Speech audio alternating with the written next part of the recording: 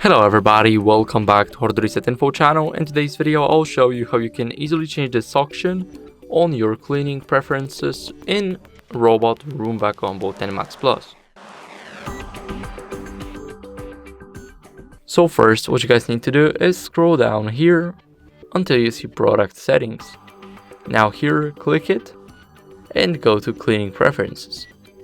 Here you have the suction and you can choose between low, medium or high, but as you guys can see here we can use the low if our robot is on low battery, medium when it's on like 40 to 60%, and high when it's almost full.